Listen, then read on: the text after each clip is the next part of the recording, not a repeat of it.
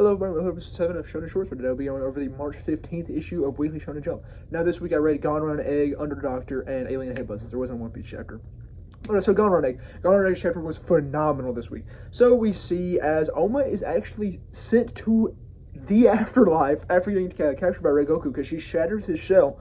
And we see as he briefly meets his father, the previous king in the afterlife, and they're just kind of discussing. He's discussing how he can't remember what he left behind, and he's just kind of talking with his father, and he's like, "Oh, this must be Nirvana," and he's just kind of observing the afterlife and all of that and the beauty of it. But then he remembers, oh wait, Gonron's back there because he mentions Gonron talking to his father, and he's like, "Oh wait, Gonron's waiting for me back." He's like, "I gotta go back. I gotta help Gonron," and so we flash back to Gonron, who is getting absolutely obliterated by Goku, and we see as Goku's like, "Okay, I know you were very powerful even without Oma, so I will offer you to be my slave, and I will not kill you." And then all the other people in the army, the Liberation Army, are like, "Yo, we'll be your slaves," and she's like, "No," and she decapitates them all. She's like, "I won't take any slaves who have eaten less than 100 Drakkar hearts," and the people who've eaten more than 100 Drakkar hearts are either dead, Gonron, or I believe there's a couple other. But yeah, the two upper generals were killed by Goku, and Gonron is one of the few left who's actually ate 100 Drakkar hearts.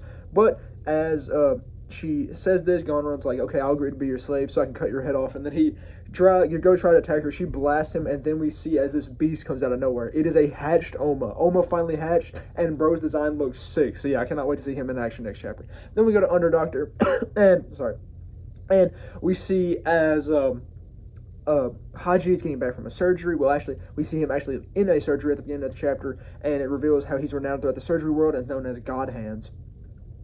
Berserk reference? No, that's not a Berserk reference because Haji's actually a good person, unlike the God Hand.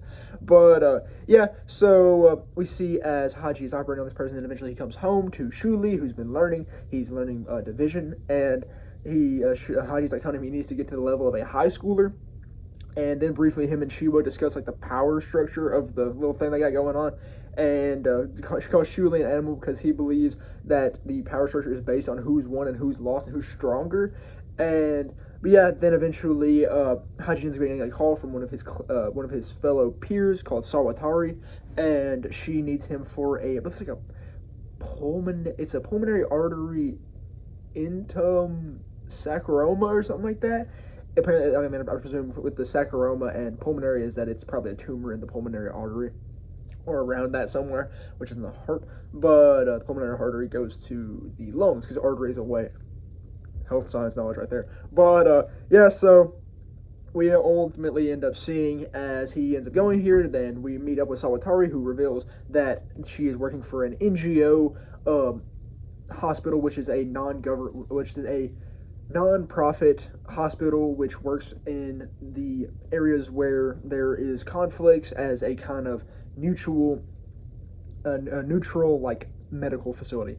And so we see as this kid, Haji comes in, this kid's like, I have to repay you, I don't have any way to pay you, and his parents are like, "Yeah, but we will figure a way out." And then Sawatari reveals that it's greatly reduced anyway, and Haji's like, "No, I'm not going to charge you anything because I want to work on this because I want more experience on it." And then we learn that Haji actually lost a patient to this previous disease. That's why he wanted to try with it again, and that was one of his few failures, even though there was no way to save that person, so it wasn't really a failure. And we see as Haji ends up going out to the beach, and a crab crawls up on his shoulder, and he's talking about Chiwa a bit, and he's like, "Yeah, that's a good look." So he's hoping that the surgery will go well. But yeah, that part where we're talking about his previous patient kind of happens later on in the chapter, and we actually see Haji breaking down after that failed surgery, not the one that's currently about to happen. Yeah, then we go to Alien Headbutt, and Alien Headbutt is really good. We see more of Tatsumi and Uga as they try to go and take back Uga's sister from the aliens, and we see as these pterosaur monsters or aliens, these pterosaur aliens end up trying and coming in and attacking Uga, and they're surrounding this big plinth, this big tower, and they eventually learn that the aliens are defending a 100-meter radius around the tower, and once you get within the 100-meter range, you cannot actually get past them because they're all going to swarm you. And so we see as Uga is trying to figure this out, but then eventually Tatsumi's like, "Oh, wait, hold up. I learned from I think it was his granddad how to be an archer and how to be a ranged weapon user." And it was a cool little background thing because he wanted to learn how to do that because Uga left to get more powerful, and he wanted to be powerful too. He wanted to have his own strength and not have to rely on Uga.